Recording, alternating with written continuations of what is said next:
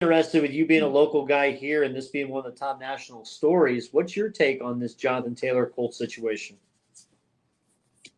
Man, I think it's sad, man, because everything you hear about Jonathan Taylor is like he's a good dude, like a good teammate. You know, he does the right things, and for whatever reason, it's that time now in the NFL where everybody thinks you can just plug in anybody in your backfield and you're going to find success. So I hate it for him. Don't get me wrong. Right. I think I heard a rumor like he was asking for like $18 million a year or something. He's not going to get that like anywhere. But the coach could have paid him well, and kind of like what I said in the message, make it heavy in incentives. You know what I mean? Give him some escalators, some different things that maybe would have sweetened the pot. But I mean, you can't tell me 4-year deal for him at 12, 13 million was going to kill the team. I honestly with Richardson, I actually kind of lean with what you were saying, Brandon, on him. I'm not 100% sure he's going to be your guy. And I think not having that running back like Taylor in the backfield is definitely going to make his job that much harder. So. Absolutely. Yeah. Okay. Well, hey, man, like I said, we brought Justin Fox on from the podcast, man. He is the only boxing source in the city of Indianapolis that I trust.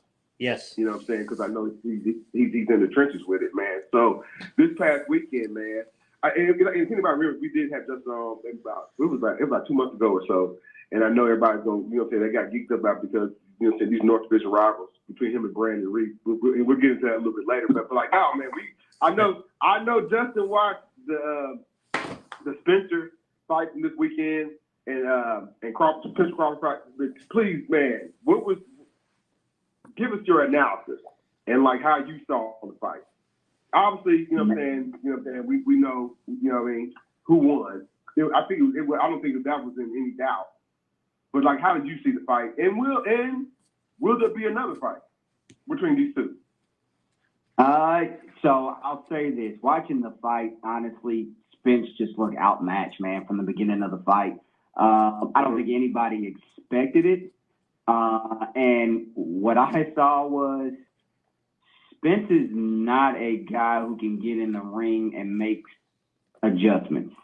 I don't know if that's a Derrick James, his trainer situation, or actually I can't blame him because even during the fight, literally I think from round 2 on until they stopped it in round 9, he was telling Bud stop standing in front, telling Spence to stop standing in front of him. He had to do a better job of using his angles, and Spence could not. He just, I don't know if he was dead. Like I've heard guys like Floyd and some of them say like he literally looked physically drained to them, and that played a part or whatever. I'm not here to say one way or the other, but I will say he got put in a real good clinic in this fight, and he'll have to go back to the drawing board, man. But I'm hearing everything I'm hearing. There's going to be a rematch, but it's going to be at 154. Because essentially what it sounded like is Spence can't make 147 anymore. It pretty much broke him. And I don't know if you guys saw any of the weigh-in, but literally Spence weighed in right at 1. Like literally his weight was 147. So yeah, it's going to be a rematch though. And the reason why I've heard it's going to be this year too. So. Oh wow, that's a quick turnaround. Yeah. I didn't think it was that quick turnaround because like the reason why I think the more and more I got into it, I'm trying to get back into boxing. I think they're still on the old program. They're beholden to the 22-0 or whatever the 1-loss record is, and nobody wants to have a whole 2 losses in this era. But like it's bugged, man, because UFC you can have 2, 3. It doesn't matter. If you that dude and people want to see you because the hype and the booking, like they get it. So I think not saying that trying to fix it or whatever like that.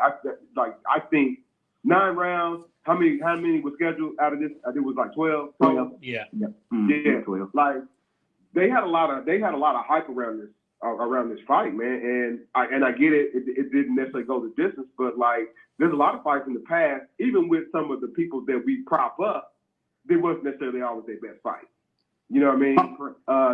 The later years of Sugar Ray Leonard, you know what I'm saying, him, you know what I'm saying, just holding on and fighting guys, you know what I'm saying, guys that he knows, like he was past his prime, but he knows these guys should have never been in the ring with him, you know what I mean? Mm-hmm. But I thought it was a lot of hype. And I'm saying, like, genuine hype. I get it, like, my man kind of ran out of gas or got out, you know what I'm saying, got out clinic, but, like, I think this, I mean, I'm glad that you said that, but I think this fight is, I mean, these two fights, another run back, for sure. Because, like, people are into it. Mm-hmm.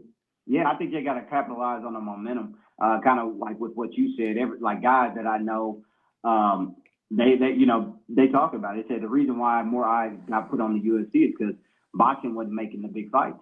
UFC, Dana White, those guys, like the best fight's the best. I don't care your record. I don't care, like you're gonna fight when we say you're gonna fight. Boxing, the promotional companies get way too involved. You know what I mean? Like